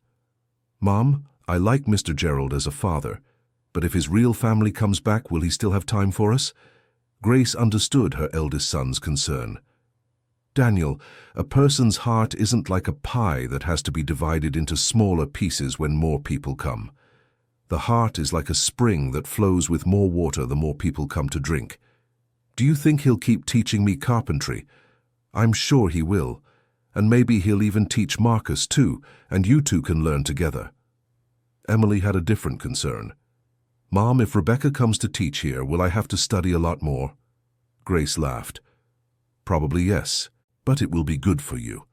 After talking with all her children and hearing their opinions, Grace concluded that the children were excited about the prospect of having an extended family. The next day, she communicated the decision to Gerald and Teresa. "We accept being part of this crazy family," she announced with a smile. Gerald shouted with joy and lifted Grace off the ground, spinning with her. "We're going to make the happiest and most united family that ever existed," he promised. The following months were of intense preparation. Teresa sold the business in Richmond and brought her savings to invest in the property. With the money, they built a second house on the other side of the tree, creating a unique family complex. Rebecca accelerated the completion of her pedagogy course so she could open the rural school as soon as possible. Marcus managed to transfer his job to a mechanical workshop in the nearest town. Amanda, who was in her final year of high school, insisted on finishing her studies in Richmond before moving permanently. Throughout this period, Gerald divided his time between preparing for the arrival of his original family and caring for the adoptive family he loved so much. Grace watched the changes with a mixture of joy and melancholy. She was genuinely happy for the reconstitution of Gerald's family, but she couldn't deny feeling a twinge of jealousy seeing him so dedicated to the preparations for Teresa. One afternoon, while Grace was preparing dinner, Teresa approached her in the kitchen. "May I talk to you?" "Of course." "I've noticed you've been a bit sad these past few days. Is it because of us?" Grace hesitated, then decided to be honest. "A little. It's not that I'm not happy for you, it's just that Gerald was very important to us. And sometimes I'm afraid that when you're settled here, you won't need us anymore." Teresa touched Grace's arm affectionately. "Grace, you saved my husband. You literally brought him back to life. Without you, this reunion would never have happened. Do you think we'll forget that?" It's not that. Yes, it is. You're afraid of losing the place you've earned in his heart. But let me tell you something. The place you have in Gerald's heart is unique. He talks about you as if you were an angel God sent into his life. Grace felt her eyes fill with tears. I got used to having him around, she admitted. After William died, I thought I'd never have a man who cared about me and my children again. And you will continue to have that, Teresa said firmly. Gerald will continue to be a father figure to your children, and you will continue to be a dear friend to him. And to me too, if you'll allow me. Are you sure you want to share the property with us? Grace, when I fled from here 10 years ago, this place represented pain, conflict, a destroyed family. When I return now, I see love, unity, a family rebuilt. That is your doing. You transformed this place into a true home.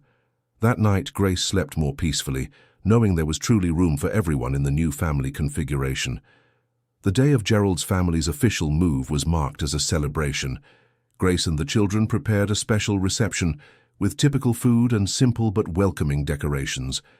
When the moving truck arrived loaded with the family's belongings, all the children mobilized to help unload and organize everything. "Aunt Grace," shouted Amanda, running to hug Grace. "Can I call you Aunt?" "Of course, my dear." Amanda had adopted Grace as a substitute mother figure, having lost many years of living with her own mother due to the excessive work Teresa had to face to support the family alone. Rebecca arrived with several boxes of textbooks. "Grace, can you help me organize the school materials? I want to start classes next week." "It will be a pleasure. My children are eager to study with you." Marcus brought his tools and immediately joined Daniel in organizing the makeshift workshop Gerald had set up. "Daniel, your brother Gerald told me you have a knack for mechanics too. How about learning to work on cars on weekends?" Daniel beamed at the prospect. Teresa, observing all the activity, approached Gerald. "You're right," she said. "This really is a special family. They're people who taught me that family isn't just about blood. It's about love, care, and presence. And we're going to honor that," promised Teresa. "We'll make this extended family an example of how love can overcome any obstacle." On that first night with the family gathered, they had a communal dinner under the giant tree.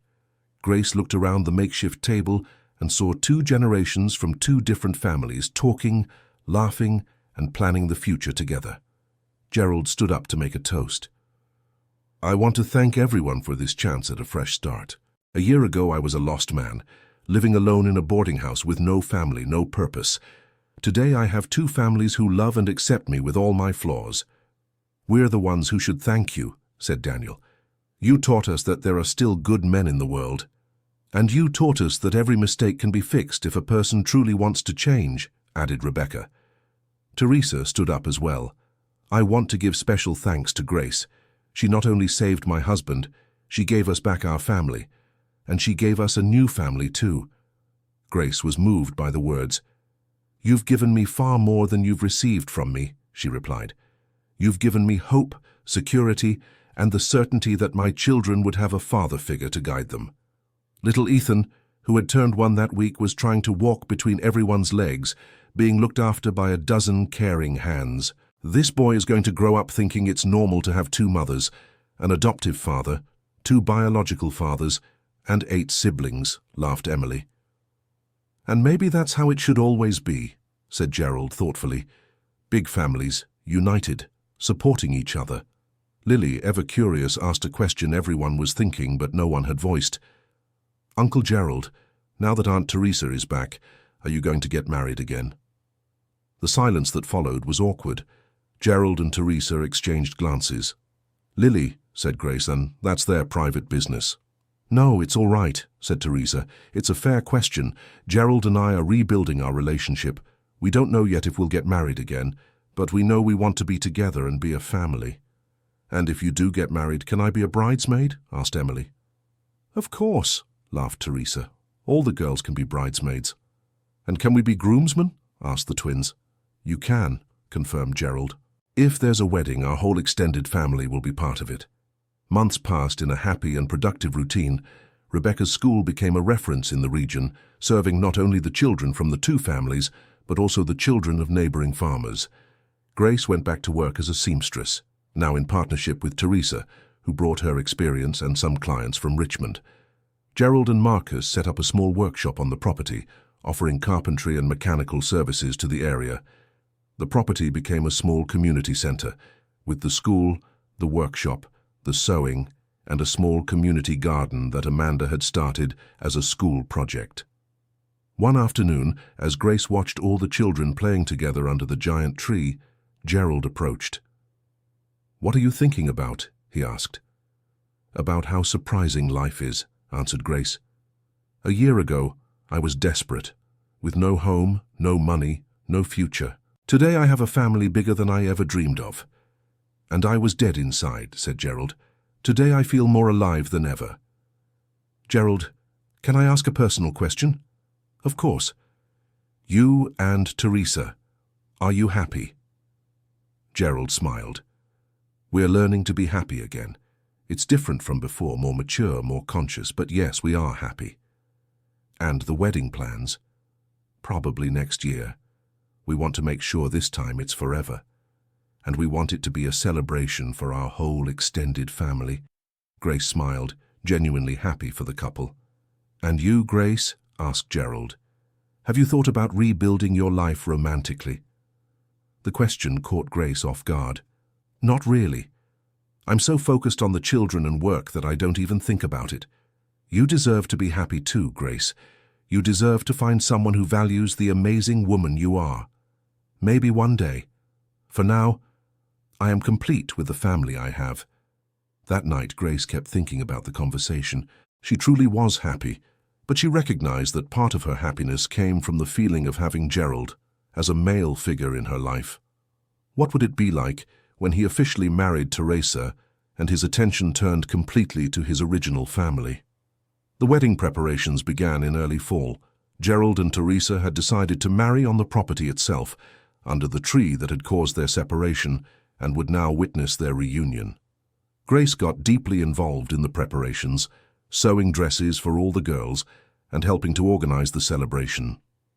It was her way of showing support and joy for the couple, even while feeling a hint of melancholy. 2 weeks before the wedding, Grace received an unexpected visit. A man around 40, well-dressed and pleasant-looking, appeared at the property asking for her. "Mrs. Grace Mitchell?" he asked, politely tipping his hat. "That's me. How can I help you?" "My name is David Patterson. I'm a teacher in town and I heard about the wonderful work you're doing here with the rural school." Grace called Rebecca, who came to talk with the visitor about the educational project. "I'm impressed," said David, after visiting the makeshift school. "You've managed to create an exemplary learning environment with minimal resources." "That's Rebecca's merit," said Grace. "She is a dedicated and creative teacher." "And your merit too, from what I hear," replied David, looking at Grace with admiration. "I heard it was you who had the vision to create a self-sufficient community here." Grace blushed at the compliment. Everyone contributed with what they knew how to do. David stayed for dinner, invited by the family. During the meal, Grace noticed he was a cultured, kind man interested in social projects. "Mr. David, are you single?" asked Lily with children's frankness. "Lily!" scolded Grace, embarrassed. "It's all right," laughed David. "I am indeed single, young lady." "And are you one of Teacher Rebecca's students?" "Yes, I am. And she is my second mother," said Lily, pointing at Grace. "Second mother?" Grace quickly explained the composition of the extended family. David listened with growing interest. "What an incredible story," he commented. "You've created something very special here." When David said goodbye, he asked permission to return other times. "I'd like to follow the school's development and perhaps contribute some ideas, if it's not a bother." "You'll be most welcome," said Grace. After he left, Teresa approached Grace with a mischievous smile. "Interesting, that teacher, isn't he?" "He's a cultured and polite man," agreed Grace. "And single," added Rebecca with a little laugh. "And clearly interested in Grace," finished Gerald. Grace turned red. "You're imagining things. He came because of the school." "Of course," said Teresa ironically. "That's why he asked so many questions about you and wanted to come back." Grace went to bed thinking about the teacher. It had been pleasant to talk with a cultured man about things beyond home and work, But was it too soon to think about relationships? David returned the following week, bringing textbooks for the school and offering to give some advanced math lessons to Daniel and Marcus.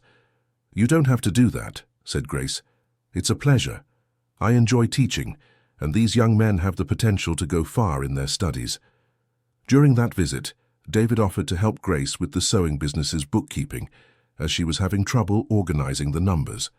They spent the afternoon bent over papers and numbers, working side by side.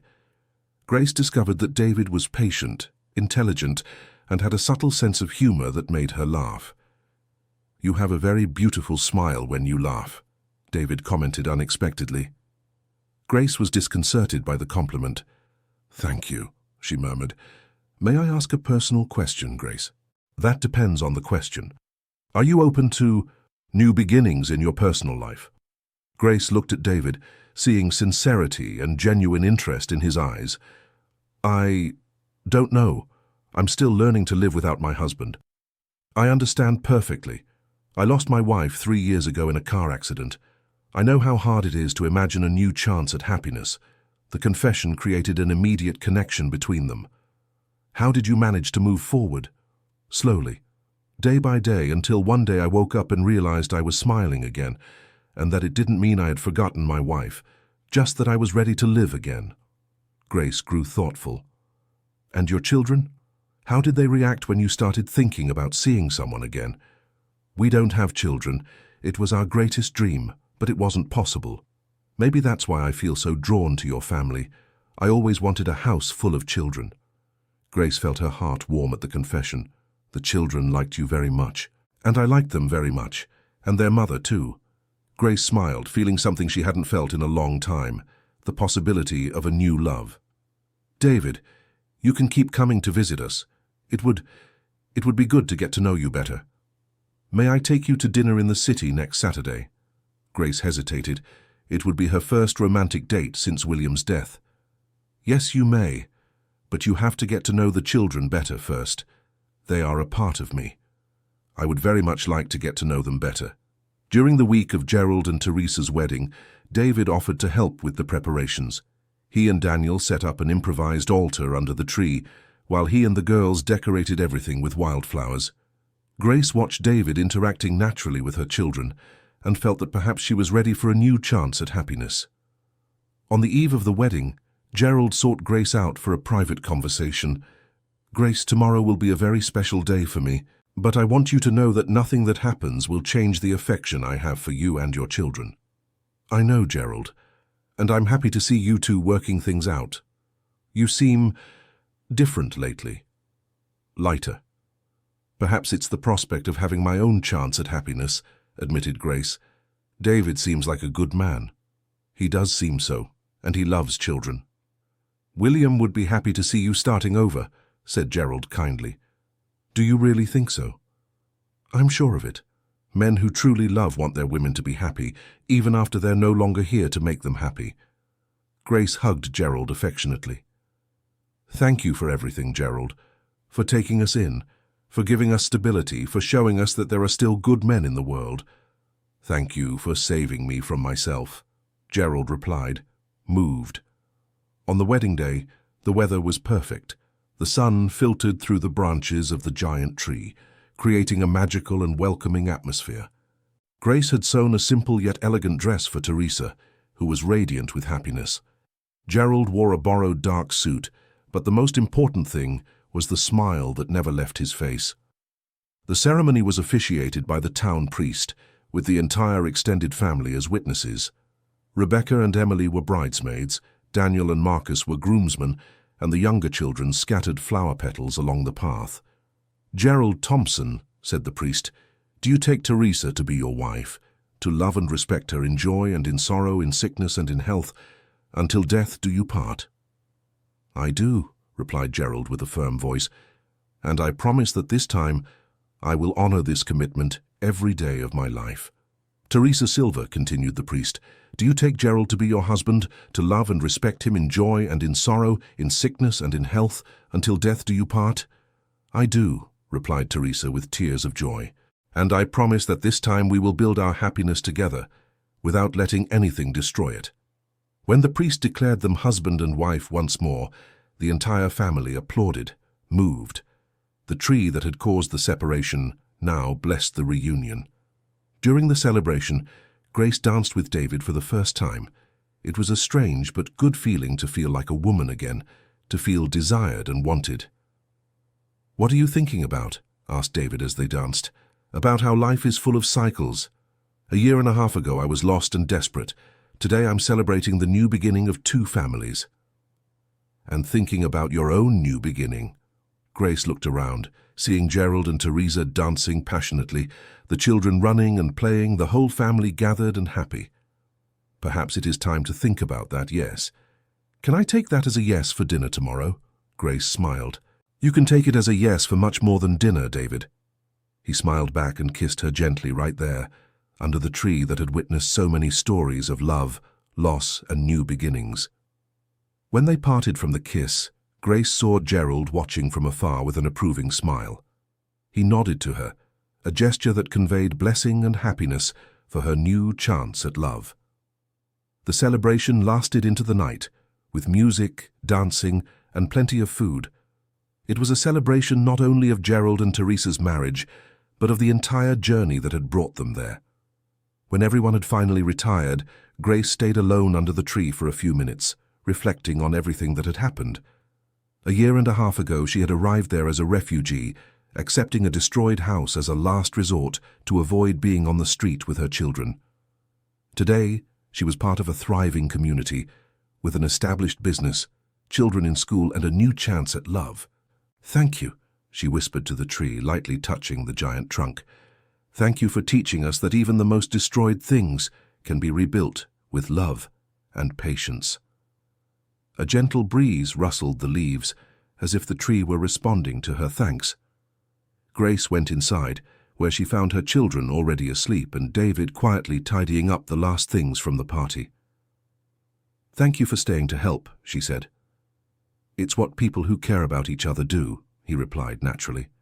"David?" "Yes?" "I'm ready to try again, to believe in love once more. And I'm ready to love you and your children the way you deserve to be loved." Grace felt her heart fill with a quiet and hopeful happiness.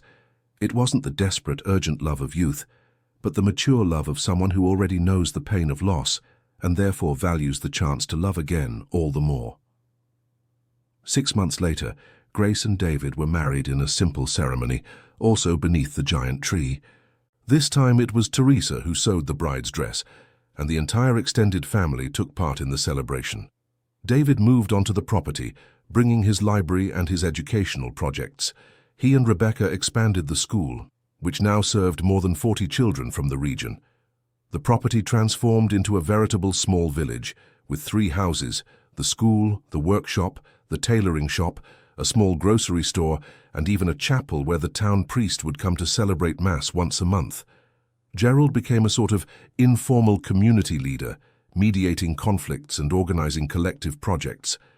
Teresa handled the administrative side of all the businesses. Grace and David focused on education and the well-being of the families. The children from the 2 original families grew up like true siblings. Daniel learned both carpentry and mechanics, becoming the most sought-after young man in the area for repairs. Emily followed in Rebecca's footsteps in education. The twins, Samuel and Benjamin, became official helpers to Marcus in the workshop. Lily fell in love with books and dreamed of being a writer. Little Ethan grew up surrounded by so much love that he became an especially happy and affectionate child. Rebecca married a young agronomist who moved onto the property and helped develop local agriculture. Marcus found a girlfriend in the city and brought her to meet the extended family. Amanda started veterinary school, dreaming of caring for the animals in the region. And David and Grace had 2 more children, a boy and a girl who grew up thinking it was completely natural to have a giant family and a magic tree in the backyard. 5 years after the first wedding under the tree, the whole family gathered for a special party, the 10th anniversary of Grace's arrival at the property. "Who would have imagined," said Gerald, making a toast, "that a tree that once destroyed a family would end up helping to create an entire community?" "The difference wasn't the tree," observed Grace. The difference was learning that problems can become blessings when faced with love and unity. And that family isn't about blood, added Teresa. It's about choice, care, and presence. David stood up to speak. I came here thinking I was just coming to see a rural school. I found a family, a love, and a life purpose I didn't even know I was looking for. The children, now young adults and teenagers, took turns sharing their favorite memories of life on the property. My favorite memory, said Daniel, now a 20-year-old young man, was the day I realized I had two fathers who loved me, one who gave me life and another who taught me how to live it. Mine, said 19-year-old Emily, was when I understood I could have two families without betraying either one. Mine, said Rebecca, now a mother to a baby girl, was seeing that true love always finds a way to rebuild itself. Marcus, 27, was emotional. My favorite memory was discovering that forgiving doesn't mean forgetting, but means choosing love over hurt. Amanda, about to graduate as a veterinarian, smiled. Mine was understanding that family can be built at any time, anywhere, by people willing to love each other. Grace's younger children, now teenagers, also shared their memories, and the two children of Grace and David, though small, listened attentively to everything, absorbing the stories that would shape their own understanding of family and love. When the party ended and everyone retired, Gerald, Grace, Teresa, and David stayed under the tree for a few minutes, contemplating everything they had built together. You know what amazes me the most, said Gerald. It's as if each person who arrived here brought exactly what the family needed at that moment. Grace brought healing, said Teresa. David brought stability. We brought reconciliation. And the tree brought the lesson, added David, that even destruction can be the beginning of something better. Grace looked at the giant tree, now decorated with small lights the children had hung for the party. You know, she said, I still remember the first day I arrived here.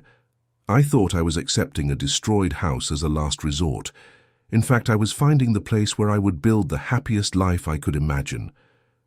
And we thought our family was lost forever, said Teresa. In fact, we were just being prepared for a much larger and stronger family. I think this tree really is magical, joked David. It makes families grow like roots, intertwined and strong. It's not the tree that is magical, corrected Gerald. It's love. When people choose to love, forgive, and start over, any place can become magical. Grace hugged the three of them, feeling complete in a way she had never experienced before. There, under that giant tree, surrounded by the two families she had helped reunite and the family she had built with David, she understood that sometimes the greatest blessings come disguised as the greatest despair. Her house had truly been destroyed by a tree, but from that destruction, something infinitely more valuable had been born, a community based on love, forgiveness, and second chances. And as the night breeze gently swayed the branches of the ancestral tree, Grace smiled, knowing she had discovered the true reason why that tree had grown out of control 10 years before, so that, at the right time, it could shelter under its canopy the most special and united family that had ever existed. End of story. Now we want to know what you thought of this moving story. How did you feel following Grace and Gerald's journey? Do you believe true love can overcome any obstacle? Tell us what your favorite part of the story was, and if you have ever been in a situation where you had to start over from scratch. Leave your honest comment, subscribe to the channel, and hit the bell so you don't miss other touching stories like this one.